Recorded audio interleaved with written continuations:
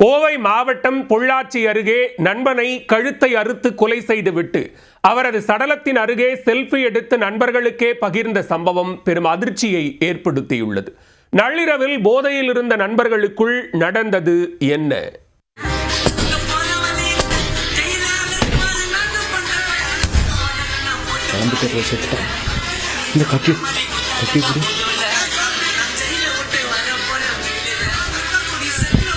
முடிஞ்சா போலவா முடிஞ்சா கண்ணு திறந்து பாடுறா. தினேஷ் அடிச்சுன்றா ஏண்டா ஞாபகம் இருக்கா? தினேஷ் அடிச்சது இதே அடிதான். பங்காளிக்கிட்ட கம்பளிக்கிட்டலாம் சொல்லி வச்சுக்க, செத்துருவான். தினேஷ் கிட்ட வச்சுக்கிட்டா சரியா?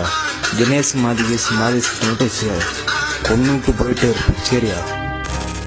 பொள்ளாச்சி அருகே கிணத்துக்கடவு சிக்கலாம்பாளையம் பகுதியைச் சேர்ந்தவர் 22 வயதான அஸ்வின் கூலி வேலை செய்து வந்தார். சம்பவத்தன்று வழக்கம் போல் வேலை முடித்துவிட்டு வீட்டிற்கு வந்த அஸ்வின் பின்னர் நண்பர்கள் தங்கியிருந்த வீட்டிற்கு சென்று அவர்களுடன் இரவு தங்கியதாக கூறப்படுகிறது.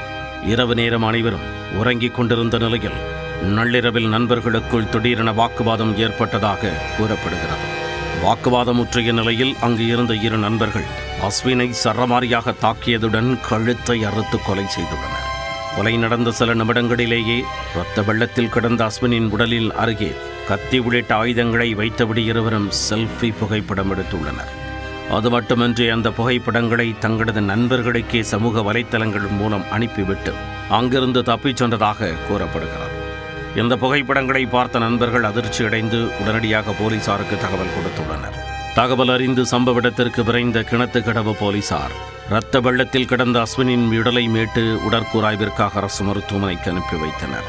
சம்பவ இடத்தில் கிடைத்த தடயங்கள் மற்றும் செல்போனில் பகிரப்பட்ட புகைப்படங்களை கைப்பற்றி கொலைக்கான காரணம் குறித்து போலீசார் தீவிர விசாரணை நடத்தி வருகின்றனர்.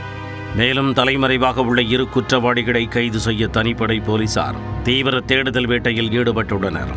நண்பனை கொலை செய்துவிட்டு சடலத்தின் அருகே செல்ஃபி எடுத்து நண்பர்களுக்கே அனுப்பிய கொடூரம் கோவை மாவட்டம் முழுவதும் பெரும் பரபரப்பை ஏற்படுத்தியுள்ளது. கண்ணு பாடுறா.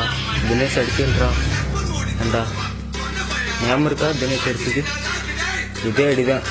பங்காளிக்கிட்ட கம்பளிக்கிட்டலாம் சொல்லி வச்சுக்க, செத்துருவான். தினேஷ்